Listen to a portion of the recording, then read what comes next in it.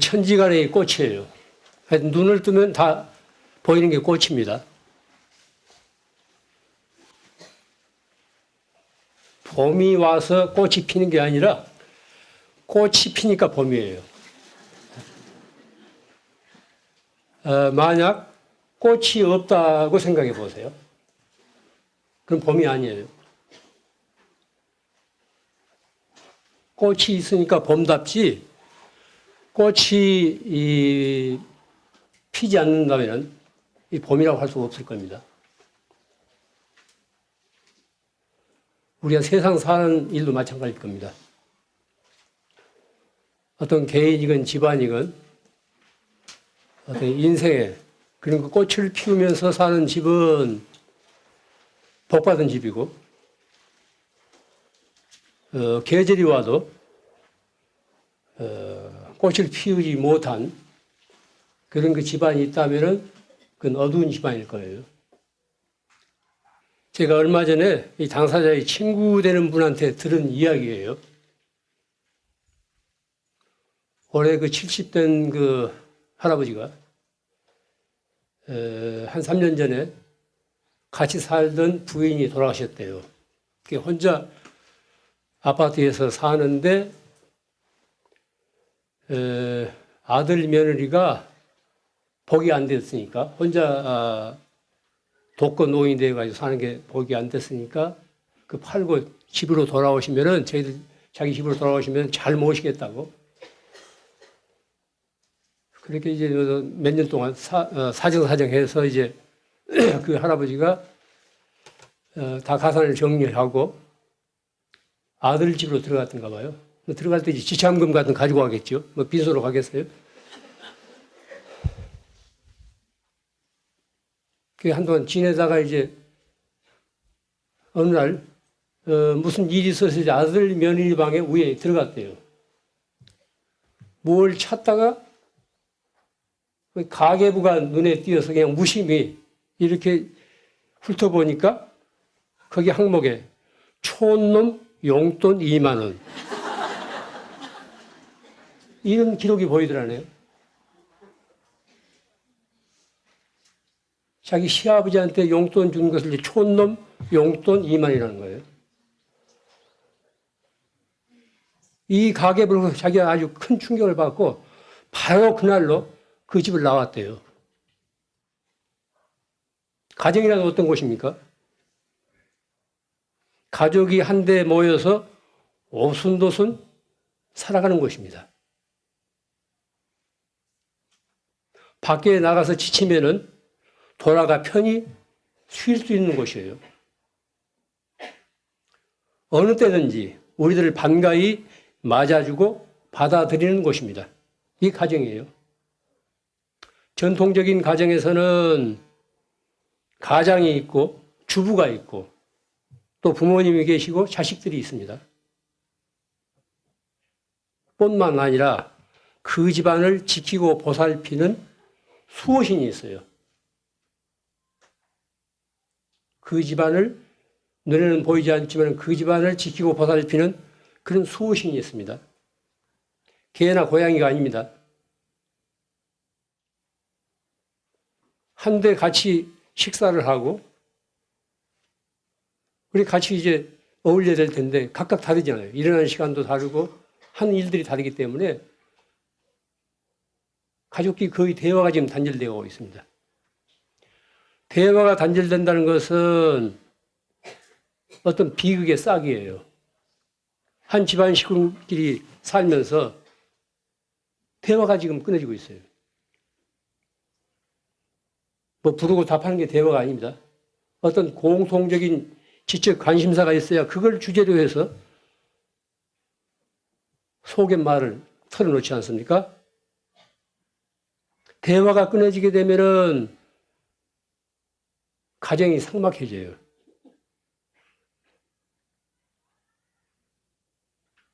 왜 이제 이런 현상이 일어날까? 뭐 여러 가지 요인이 있겠죠. 한마디로 해서 뭐 제 자신부터 너무나 지금 우리가 이기적으로 자기 본위로 살아가기 때문에 이웃과 그렇게 단절 현상이 오는 겁니다. 가족끼리도. 행복한 가정은 가족끼리 서로 닮아가요. 그러나 불행한 가정은 저마다 따로따로 놉니다. 저마다 따로따로 논다고. 뭐 일러서 이제 콩가루 집안이라고 그러잖아요. 그가 왕이 됐건 백성이 됐건 자기 가정에서 평화를 찾는 자가 가장 행복한 사람입니다. 자기 가정에 들어와서 어떤 평온한 그런 분위기를 누릴 수 있는 게 가장 행복한 사람이에요. 건전한 사회는 더 말할 것도 없이 건전한 가정을 기반으로 이루어집니다. 가정이 해체되고 있다는 것은 그 사회의 하나의 구성 요소인 그런 가정이 해체되고 있다는 것은 그 사회가 뭔가 잘못되고 있다는 거예요. 붕괴되고 있다는 겁니다.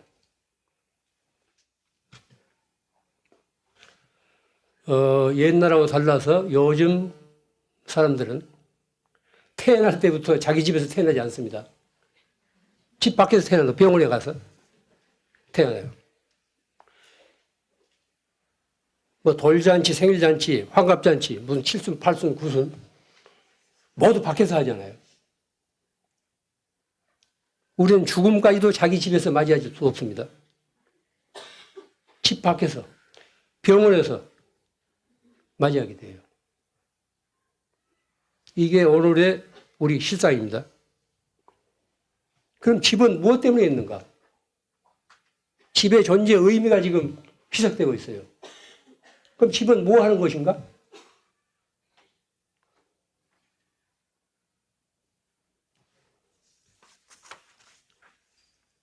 내 집 마련을 위해서 그렇게 모든 몇십 년 동안 애를 쓰다가 집이 생기면은 뭐 좋아하지 않습니까? 근데 결국에는 또 그렇게 따뜻한 가정은 없고 차디찬 가옥만 남는 경우가 허다합니다. 우리들이 하루하루 살아가는 순간들은 얼핏 보면 지극히 평범합니다. 뭐 그날이 그날 비슷비슷한 똑같은 맨날 그날이 그날 아닙니까? 그러나 사실은 그 순간들이 중요한 의미를 지니고 있어요. 그 순간이 없다면 삶이 지속될 수 없습니다. 한 개인의 삶이 그 순간순간에 이루어지고 있는 겁니다. 또한 그 순간들이 쌓여서 한 생애를 이룹니다. 그렇기 때문에 그 순간을 헛되이 보내면은 그 삶이 소홀해져요. 인간의 삶을 지탱해주는 받침대는 자신의 의무를 수행하는 일입니다. 사람된 도리를 하는 일이에요.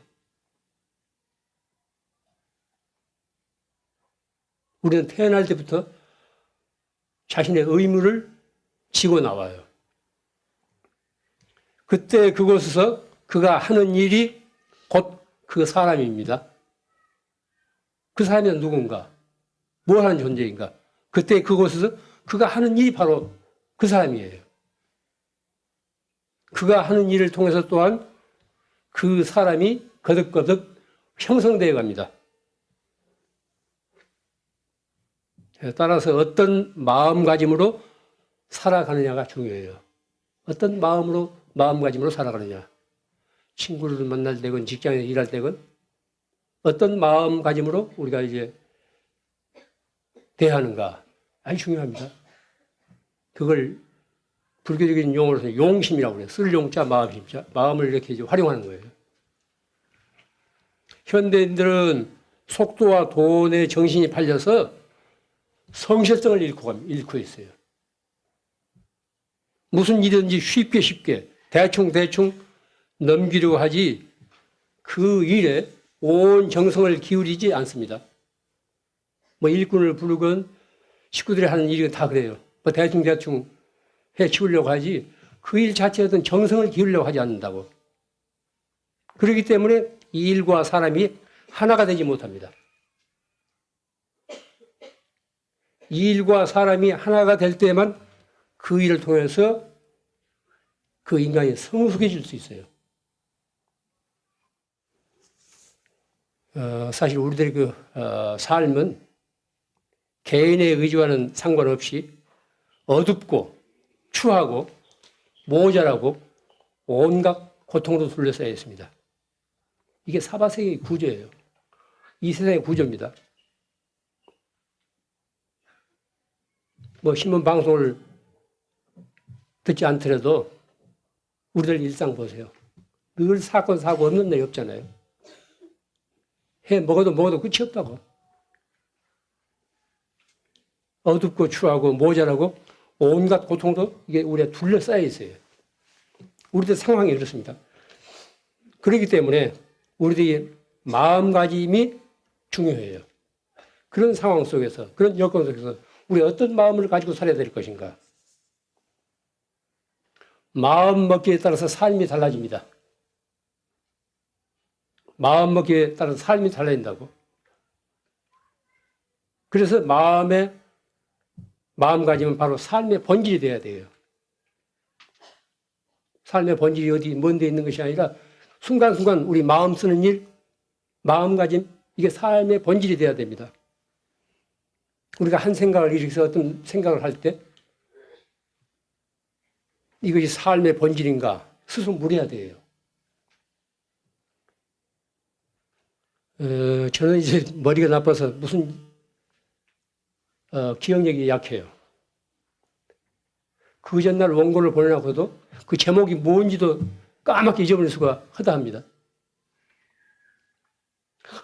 20년 전에 있었던 일이에요. 그때 무슨 어떤 분 만나 상담했다는데 나는 까맣게 잊어버리고 있었는데 얼마 전에 그 당사자를 만나서 제가 들은 이야기예요. 그때 그 주부는 이제 40대 초였던가 봐요. 그분은 너무도 이기적인 남편에게 시달려서 이혼을 결심했대요. 이기적인 종자들 많잖아요. 자기밖에 모르는. 전혀 상대방을 배려하지 않는 그런 사람이었대요. 예를 들자면 선풍기를 틀어도 자기 쪽으로만 돌리고 텔레비 풀어도 자기 위주로만 보고 그냥 꺼버린대요. 책은 전혀, 대학 출신이지만 책은 전혀 읽지 않으면서 몸에 좋다는 것은 이것저것 가리지 않고 구해다 혼자서 야금야금 먹는데요. 동물은 자신이 필요한 만큼만 먹는데 사람들은 필요 이상으로 먹어야 되지 않습니까? 또 몸에 좋다면 기를 쓰고 그냥 다 구해다 먹어야 되잖아요. 뭐 코브라까지. 그 주부는 아이들을 셋이나 기르면서 자기 삶을 제대로 챙기지 못한 것을 뒤늦게 알아차렸대요. 자기 실현을 못한 것을 아쉬워하면서 드디어 이혼을 결심하게 됐다는 겁니다.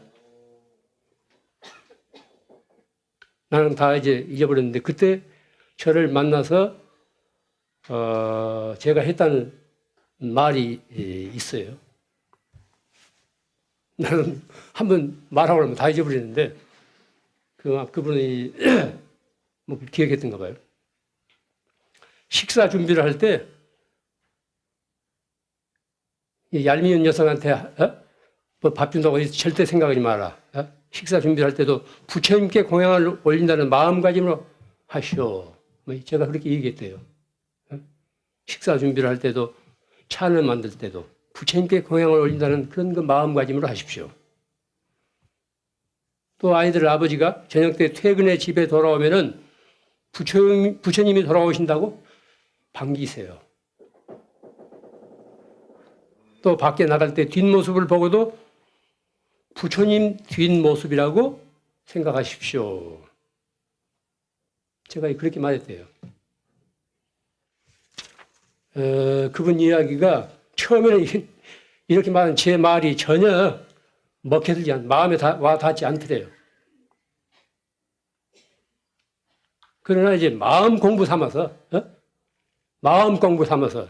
하루하루 그와 같이 대했더니 점점 자신이 마음에 어떤 변화가 생기더라네요. 마음이 서서히 풀리더래요. 마음가짐이 달라지니까 상대방에 대한 어떤 원망이라든가 미움도 다 이제 사라지고 없더래요. 그래요. 이 마음이, 내 마음이 천당도 만들고 지옥도 만듭니다. 관계란 이런 거예요. 사람과 사람 사이 관계라는 것은 이런 겁니다. 서로 마음의 주고받음이에요. 맞서면 서로 상처를 입어요. 맞서게 되면은 부부간만이 아닙니다. 친구가 됐건, 스승과 제자가 됐건, 혹은 동료간이 됐건, 뭐 연인 사이가 됐건, 맞서게 되면 서로 상처를 입혀요. 그러나 생각을 돌이켜서 마음을 편한 쪽으로, 부드러운 쪽으로 돌이키면은 본래의 자기 자신으로 돌아갑니다. 본래의 내 자신으로 돌아간다고. 자아실현이란 바로 이런 것이 아니겠습니까? 마음 공부를 그렇게 착실히 한 그런 그 결과로 위태롭던 가정도 다시 회복되고, 자식들도 어디다 내놔도 손색이 없도록 번듯하게 성장해서 그런 그 가정의 위기를 뭐 극복했다는 그런 그 얘기를 제가 얼마 전에 들었습니다. 걸핏하면 이제 요즘 이혼들을 뭐 식은 죽 떠먹듯이 하지 않습니까? 걸핏하면 이혼들을 한다고. 이혼을 한다고 그게 해결이 아닙니다. 매듭이 풀리는 거 아니에요. 왜 내가 그런 여자, 그런 남자를 만나서 이 고생을 하는가? 그 우연한 일이 아닙니다. 뭐 선 잘못 봐서 순간에 선택해서 그런 게 아니에요. 내 업이에요. 내 업이라니까요. 업을 고쳐야 매듭이 풀리지, 내 업은 고치지 않고 이혼 뭐 백날 뭐 수십 번 해보세요. 해결이 안 된다니까요. 자기 자신을 투철하게 들여다봐야 돼요. 자기의 실체를 들여다봐야 한다고. 뭐 이웃이라는 것은 내 상대하는 그런 그 대상이라는 것은 다 내 그림자에 지나지 않아요. 단적으로 말하자면 내 부름에 대한 응답이라니까요. 왜 내가 그런 사람을 만나서 그렇게 사는 겁니까? 내 업이에요. 업을 고치지 않고 그런 매듭이 풀리지 않습니다. 참고 견딜 줄 알아야 돼요. 그건 인간의 덕입니다. 참고 견디는 것. 그런데 요즘 사람들은 참고 견딜 줄을 몰라요. 어려서부터 하나 둘밖에 안 나오니까 아이들 뜻을 다 받아들이잖아요. 즉석에서. 그래 참고 기다릴 줄을 몰라요. 견딜 줄을 몰라. 화엄경에 이런 표현이 있습니다. 화엄경. 마음과 부처와 중생 이 셋은 결코 차별이 없다. 마음과 부처와 중생 이 셋은 결코 차별이 없다. 마음이니 부처니 중생이니 하지만 이 셋은 결코 근원적으로 다르지 않다는 거예요. 표현만 다르지 뿌리는 하나라는 겁니다. 부처와 보살을 먼 데서 찾지 마십시오. 그 부처와 보살을 자기 집안으로 불러들일 수 있어야 돼요. 시들했던 관계도 새로운 활기로 채워집니다. 그러한 과정에서 가옥이 다시 가정으로 바뀔 수 있어요. 삶이 기쁨과 고마움으로 채워질 때 거기에 향기가 납니다. 삶의 향기가 배어 나온다고요. 이게 덕의 향기예요. 그럼 삶이란 무엇인가? 우리가 순간순간 살고 있는 이 삶은 도대체 무엇인가? 무엇을 위해 우리가 살아야 하는가? 이것은 철학자만이 탐구하는 명제가 아닙니다. 지금 현재를 살고 있는 이 순간을 살고 있는 우리 모두의 어떤 근원적인 물음이에요. 삶이란 무엇인가? 내가 진짜 나답게 살고 있나? 인간답게 살고 있는가? 그렇다면 무엇을 위해 살아야 할 것인가? 이런 근원적인 물음을 가져야 됩니다. 이 몸은 유기체인 동시에 껍데기지 알맹이가 아닙니다. 콩깍지와 콩은 달라요. 콩깍지하고 콩은 다르다니까. 이 몸은 콩깍지 같은 거예요. 이 몸은 덧없습니다. 세월의 풍상의 식기예요.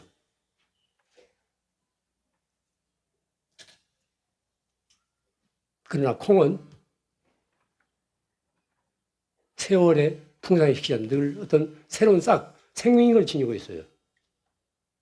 그 콩깍지를 벗어난다 하더라도 다시 태어날 수 있는 그런 생명력을 지니고 있다고요. 그럼 어떤 것이 참 나인가? 몸에 좋다 하면은 뭐 이것저것 가리지 않고 뭐 고양이, 구운뱅이, 뭐 능구리, 뭐 이까지 다 먹는 사람들이 진정한 자아는 까맣게 망가하고 있다고. 콩깍지는 생각하면서 그 알맹이인 콩은 생각하지 않아요.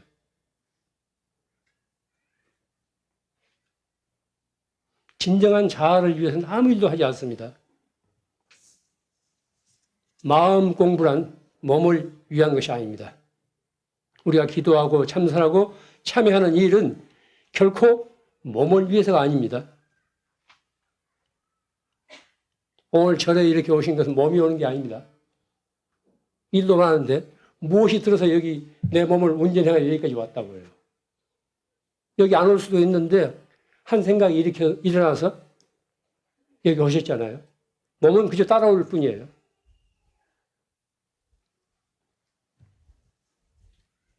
진정한 자아를 실현하기 위한 간절한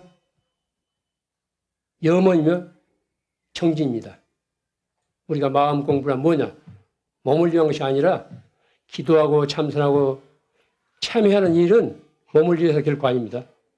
진정한 자아를 실현하기 위한 간절한 염원이면서 바로 그게 정진이에요. 이와 같은 정진을 거치면서 사람은 인간답게 거듭거듭 성숙해 갑니다. 사람 나이 먹을수록 성숙해져야 돼요. 성숙하지 않고 옛날 그대로 있다면 그 사람은 전혀 향상이 되고 있지 않는 제자리 걸음하고 있다는 소식입니다. 각자 한번 물어보십시오. 내 자신 자아의 실현을 위해서 무슨 일을 지금 하고 있는가? 하루하루 내 인생을 내가 소모하면서 살고 있는데 한정된 세월을 이렇게 소모하고 있는데 과연 내 자아 실현을 위해서 내가 어떤 일을 하고 있는가? 스스로 한번 물어보십시오.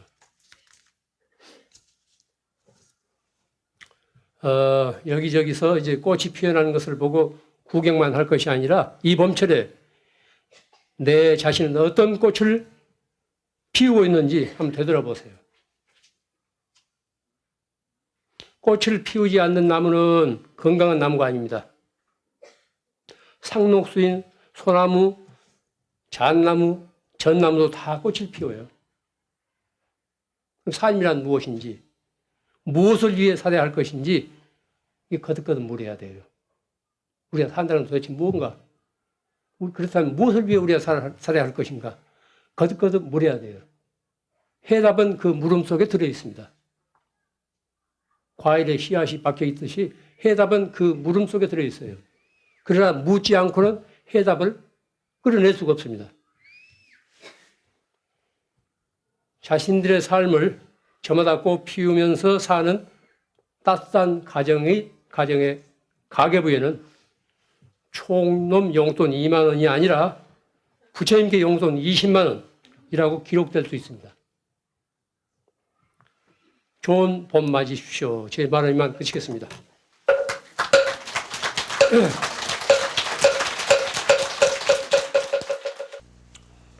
요즘 꾀꼬리 소리 들으세요? 꾀꼬리. 좀 있으면 이제 뻐꾸기도 올 텐데, 저렇게 이제 철 따라서 철새가 우리를 잊지 않고 찾아온다는 것은 얼마나 기특하고 고마운 일입니까?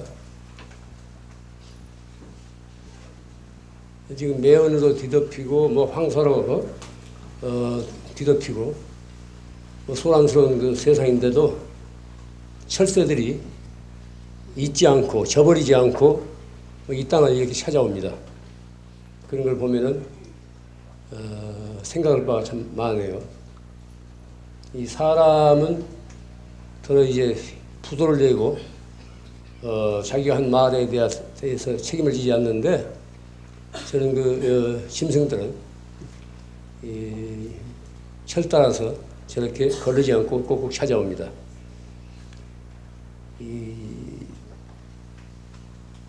꾀꼬리가 우울 무렵에 해차가 나와요. 해차. 뭐 차 좋아하시는 분들은 뭐 해차를 마셔봤겠지만은 늘 해차가 나올 무렵에는 꼭 꾀꼬리가 옵니다. 오늘이 이제 음력으로 4월 보름, 여름 하한거 결제일입니다. 원래 이제 부처님 당시부터 인도에서는 우기가 시작돼요. 우기가 시작되니까 이제 스님들이 여기저기 다니기 불편하니까 한 곳에 모여서 정진을 합니다. 그래서 이제 원래는 우안거예요. 거기서부터 이제 안거 제도가 시작됐는데 우리나라는 겨울에 추우니까 1년에 2차례씩 있습니다. 뭐 인도에서는 한 차례 있는데 안거에 들어가기 전에 내가 이번 안거를 어떻게 지낼 것인가 이렇게 마음의 어떤 결단을 하게 되는 날이 바로 이 결전날이에요. 매질 결자, 제도 결자. 앞으로 여름 그 90일 안거를 내가 어떤 마음을 가지고 어떤 결의를 가지고 어떤 원을 가지고 지낼 것인가 하는 것을 결정하는 그런 날입니다. 이 안거는 이 해마다 되풀이되는 철마다 되풀이되는 비슷비슷합니다. 뭐 1년에 2차례씩 있듯이 왜 이제 잊어버릴만 하면 이런 이 안거가 오고 결전날이 오는가 하는 것은 그때마다 새로운 각오로서 시작하라는 뜻에서 뭐 그런 제도가 마련된 것 같습니다. 어떤 정진을 하든지 향상의 길로 나아가야 돼요. 그러니까 가령 한철, 불가에서는 이제 석 달을 한철이라고 그럽니다. 여름 한철을 어떤 정진을 하든 간에 인간적으로 성숙할 수 있는 그런 계기가 되어야 됩니다. 불자로서도 성숙해야 되겠지만은 인간적으로도 성숙할 수 있는 그런 계기가 되어야 돼요. 그러기 위해서는 각자 원을 세워야 됩니다. 안거에 들어가기 전에 내가 이번 여름 안거 90일 동안에 내가 어떻게 살아야 되겠다 하는 원을 세워야 돼요. 뭐 거창한 원도 좋겠지만은 지극히 일상적인 내가 하루 한 가지라도 남을 위해서 헌신하는 그런 일을 해야 되겠다. 예를 들면은 또 아무도 미워하지 않아야 되겠다. 또 이런 담배를 꼭 이 여름철에 내가 어떻게 하는지 끊어야 되겠다. 뭐 등등 여러 가지 뭐 사안이 있지 않습니까? 저마다 자기 형편에 맞는 자기 상황에 맞는 그런 원들을 세워가지고 원을 이루도록 정진해야 됩니다. 안거 제도라는 것이 꼭 스님들만 하는 것이 아니고 누구나 뜻을 가진 사람들이 자기 생활을 개조할 수 있는 그런 거 계기로 삼아야 됩니다. 무슨 일이든지 참선을 하건 염불을 하건 혹은 전리를 돌보건 기쁜 마음으로 해야 돼요. 마지못해서 질질 끌려가서 하게 되면은 그 사람의 삶 자체가 재미없는 인생이 됩니다. 무슨 일이든지 자기가 마음 내서 하게 되면은 나서서 기쁜 마음으로 해야 돼요. 그래야 그 일이 즐거울 뿐이 아니고 능률도 오르고 사는 일 자체가 즐거워집니다. 가령 예를 들자면 누구나 이제 선방에 가서 화두를 가지고 참선하지 않습니까? 잘 들으십시오. 화두를 잘못하게 되면 무슨 고슴도치처럼 잔뜩 긴장해가지고 조금도 이웃 사람을 뭐 배려하지 않고 그냥 그런 불편하게 하는 사람들이 있다고 얼굴이 나타나요. 혼자 도사가 다 된 것처럼. 그건 잘못된 거예요. 우리가 참선을 하건 염불을 하건 무슨 그 정리를 하건 우리 마음을 활짝 열기 위해서 하는 거 아닙니까? 내 마음이 활짝 열려야 열린 세상과 하나가 됩니다. 무슨 주력하는 사람도 그래요. 주력에서 무슨 신통이 나기 위해서 주석을 하는 사람도 뭐 없지 않겠지만은 이웃을 전혀 배려하지 않고 혼자 아주 독선적으로 그렇게 주력만 하는 사람이 있단 말이에요. 그건 잘못된 정진이에요. 자기가 어떤 정진을 하든지 함께 있는 이웃을 배려해야 되고 또 기쁜 마음으로 하기 때문에 얼굴에 기쁨이 솟아야 된다니까요. 가끔 이제 거리에서 이렇게 마주치는 뭐 성도 이름도 모르는 사람들인데 웃음을 벙긋벙긋 웃고 하는 모습을 볼 때마다 그 웃음이 그냥 우리에게 전달되잖아요. 우리 기분이 좋아진다고 서로가 지금 공감을 하게 돼요. 근데 잔뜩 우거시장을 해가지고 하는 누집 아줌마 아침부터 보면 제순머리 없어가지고 내 마음도 그냥 구겨진다니까. 서로 이렇게 영향을 주고받는 거예요. 그러니까 남을 탓하기 전에 내가 지금 어떤 삶을 하고 있느냐, 내가 어떤 얼굴을 하고 있느냐, 그때 점검하세요. 거울이라는 걸 그거 보라고 만들어 놓은 거 아닙니까? 뭐 거울 볼 것도 없어요. 내 마음의 상태를 보면은 내 지금 현재의 얼굴이 어떻다는 걸 알 수 있습니다. 얼굴, 얼의 꼴. 그 사람의 정신 상태가 어떻냐, 그 사람 내면이 어떻냐 하는 것이 표현된 게 바로 얼굴이에요. 그러니까 정진하는 사람들은 늘 아주 평화로운 편안한 마음으로 이웃에서 보더라도 아주 같이 기뻐할 수 있는 그런 그 마음가짐으로 정진을 해야 됩니다. 또 모든 그 좌선할 때 마음가짐으로 맨 첫째 지적하는 것이 발버리심이에요. 버리심을 먼저 바라는 겁니다. 다시 말하면 이웃을 먼저 배려하라는 거예요. 그래야 정진이 제대로 되지. 혼자서만 무슨 일을 내겠다고, 혼자서만 깨닫겠다고 하면은 그건 잘못된 생각이라는 거예요. 발버리심. 먼저 버리심을 바래가지고 연부를 하건, 참선을 하건, 혹은 뭐 주력을 하건, 뭐 독경을 하건, 뭐든지 하라는 겁니다.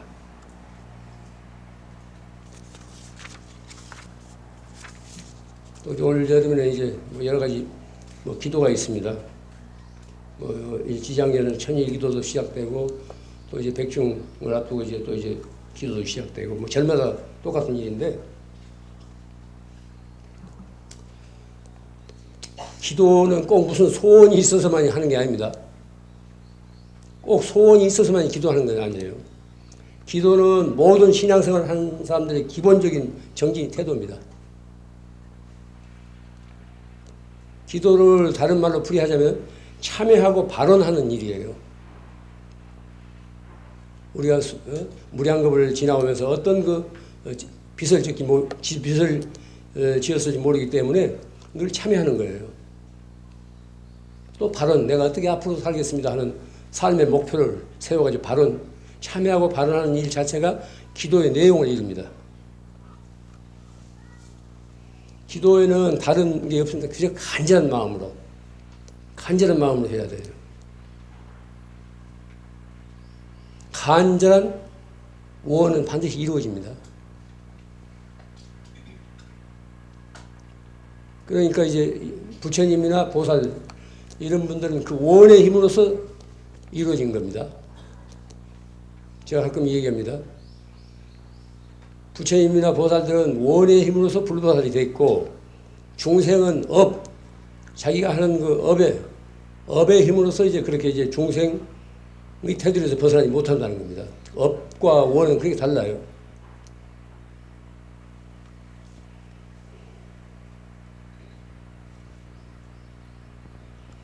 흔히 이제 지장전 하면은 맹부전, 어스스한 것도 어둡고, 뭐 죽은 사람을 무슨 천도하는 이런 장소로 잘못하기 쉽습니다.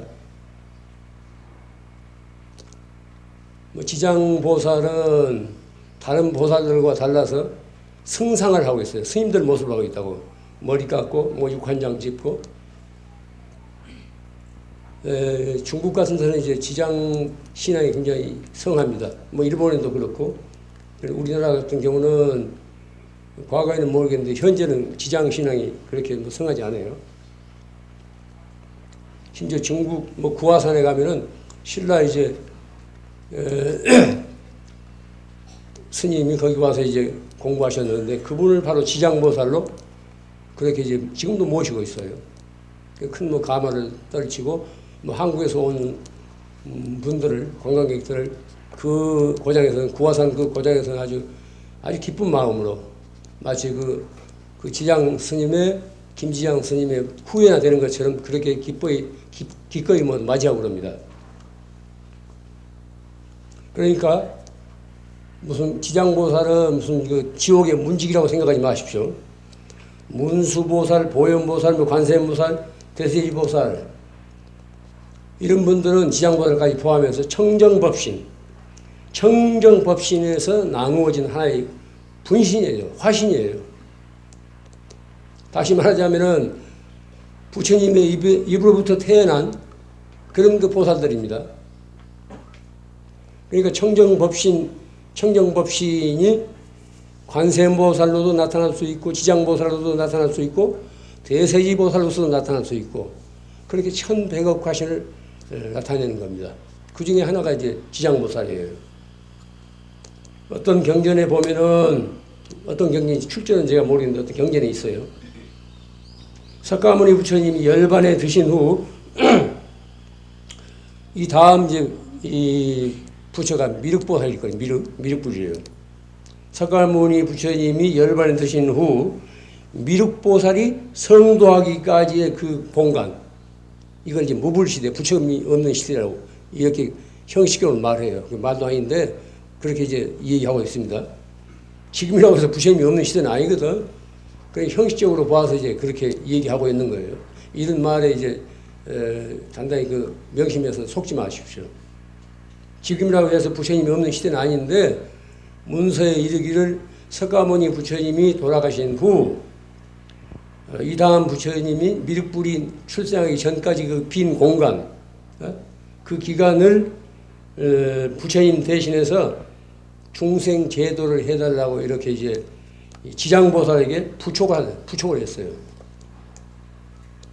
그러니까 부처님이 없는 시대에 중생 제도를 부촉받은 보살이 바로 이제 지장보살입니다.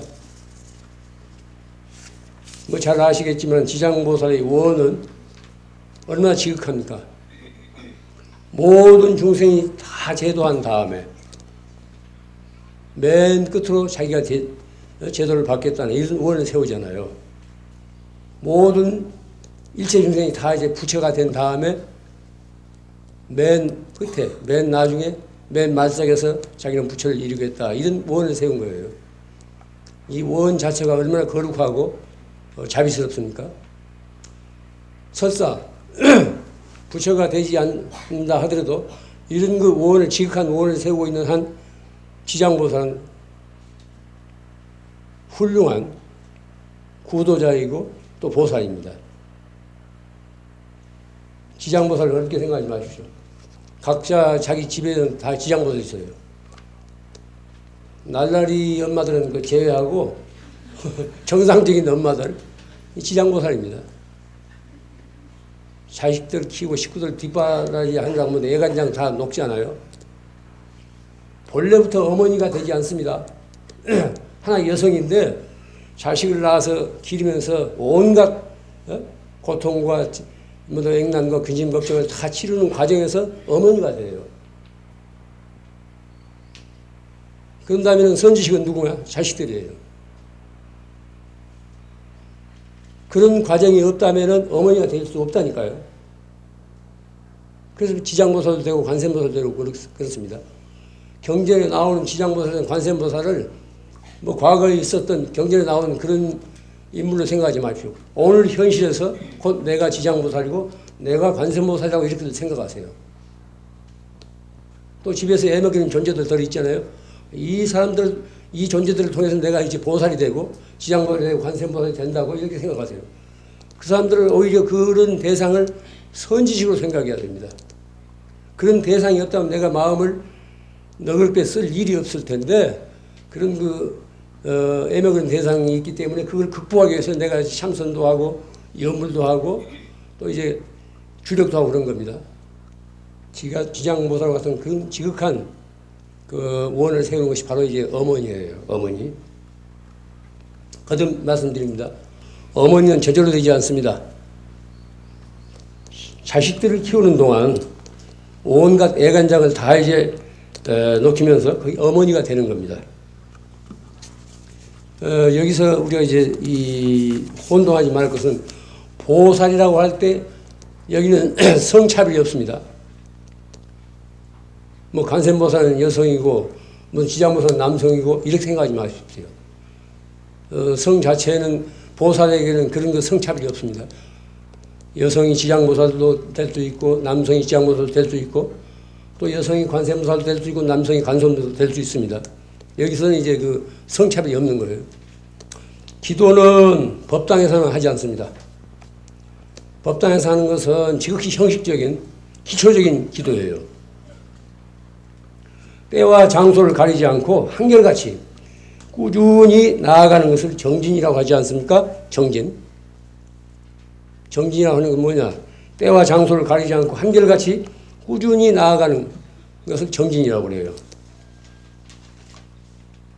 그렇기 때문에 기도하는 사람은 그가 하는 말과 생각과 행동이 곧 기도로 이어져야 돼요.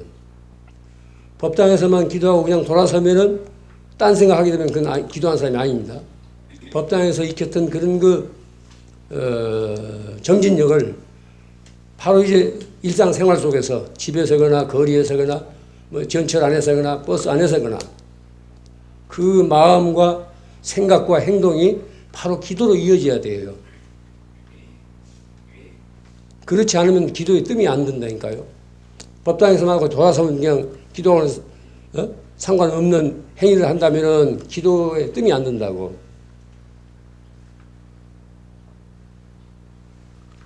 한결같은 마음으로 그래야 이제 기도하는 재미가 붙어요. 제 개인 그 이야기를 좀 하겠습니다. 제가 이제 중막 돼가지고 제일 오래 산 절이 해인사예요. 거기서 12년을 살았는데 거기서 이제 선방에서도 정진했고 또 강당에 내려가서 뭐 경도 이제 배우고 했는데 처음 한 2, 3년 동안은 완전히 부중 시절에 가서 지금 생각해도 겉도는 시절이에요.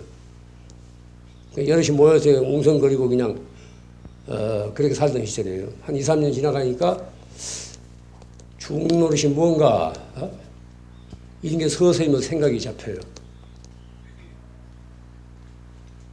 내가 해인사 시절에 가장 지금도 이제 고맙게 생각하고 기억에 남는 것은 법당에서 이제 대중과 같이 조석 예불을 한 다음에 따로 이제 장경각, 팔만대장경이 모신 장경각의 그 안에 법보전이라는 법당이 있습니다. 거기 올라가서 이제 기도했던 그런 그 일이 내 생애에서 여러 가지 나한테 좋은 덕을 베풀었습니다. 그 영향은 제가 어떻게 받았는가 하면은 영암 스님이라고 그 당시 이제 자원 스님이 주지고 영암 스님이 총무였어요. 그리고 그 다음 차례 와서 이제 영암 스님이 주지도 하고 그랬는데 제가 이제 해인사에서 12년 있는 동안 주지가 네 사람 바뀌었어요. 처음엔 자원 스님, 그 다음에 청담 스님, 청담 스님이 다 저를 그냥 뭐 잘못해가지고 잔뜩 어릴 때 만들어가지고 다시 자원 스님이 오셨고, 그 다음에 이제 금담 스님, 뭐 네 분 맞이했는데, 영암 스님이 사중의 어려운 일을 보면서 꼭 기도를 늘 해요. 늘 장경각에서 기도를 하시더라고. 그걸 보고 나도 좀 기도를 좀 해야 되겠구나. 큰 법당에서 대중과 같이 예불을 하고 나서 이제 장경각에 올라가면은 영암 스님이 기도를 하고 계세요. 그 총무 스님이. 그래서 나는 그 사이에 이렇게 이제 장경각 주위를 포영을 돌면서 한 30분 있다가 그 스님이 나오고 나면 내가 들어가서 이제 기도를 이렇게 했다고. 조속으로 늘 해인사에 있는 동안 늘 그런 습관을 들였습니다. 정진을 했습니다. 그런 그 정진이, 그때 그렇게 했던 정진이 난 아무 생각 없이 했지만은 내가 이 중로를 하는데 커다란 그게 이제 초석이 됐을 거예요. 그런 그 과정이 없었다면은 그냥 대낮에나 쉽게 그냥 지냈을 텐데, 그렇게 이제 장경각에서 조속으로 기도를 한 공덕으로 여러 가지로 제가 이제 중노를 하는데 크게 벗어나지 않고 제 길을 걸어왔다고 이렇게 생각이 됩니다. 해인사 그 장경각 법보전 양쪽에 무슨 주령이 서 있는가 하면은 주령 글씨가 원각 도량 하처 현금 생사 즉시 이 규절이 있어요. 원각 도량이 어느 것이냐? 원각 도량 부처님이 계시는 거라는 것이라는 거예요. 원만히 깨달은 부처님이 계시는 도량이 바로 어디냐 이거예요. 현금 생사 즉시. 저기 뭐 극락세계 어디 먼 데 있는 것이 아니라 2500년 전 무슨 인도에 있는 것이 아니라 현금 생사 즉시 바로 오늘 이 자리가 바로 그 자리라는 거예요. 원각 도량 하처 현금 생사 즉시. 오늘 우리가 지금 숨쉬고 행동하고 하는 바로 이 현실 자체가 부처님의 세계라는 거예요. 바로 거기가 이제 원각 도량인 겁니다. 절에 가면 이제 그 주련 글씨된 다 그 훌륭한 법문이에요. 부처님 모두 경전에서 인용한 법문이기 때문에 그냥 건성으로 하나의 장식품으로 생각하지 마시고 좀 아는 스님들한테는 무슨 뜻인지 저 그 내용이 무슨 뜻인지 알고 이제 법문으로서 받아들이면은 여러 가지로 살아가는데 도움이 될 것입니다. 결국 기도는 삼업, 말과 생각과 행동을 말키는 일입니다. 말키는 일이에요. 이번 여름 안거 기간에 각자 원을 세우고 지극하고 아주 정성스러운 그런 이 기도를 해서 현재의 그 보살이 되세요. 지금도 다 불명들 보면 아무개 행, 뭐 아무개 심 다 있잖아요. 그 말이에요. 그건 이름입니다. 이름과 실상이 하나가 돼야 돼요. 지극한 기도를 통해서 진짜 자기가 뭐 일월심이 됐거나 혹은 또 이제 뭐 일심행이 됐거나 연화생이 됐거나 그렇게 돼야 됩니다.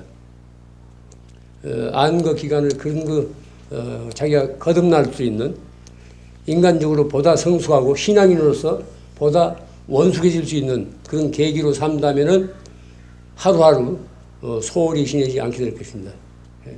오늘 말씀만 그치겠습니다. 여름 안거 아무 탈 없이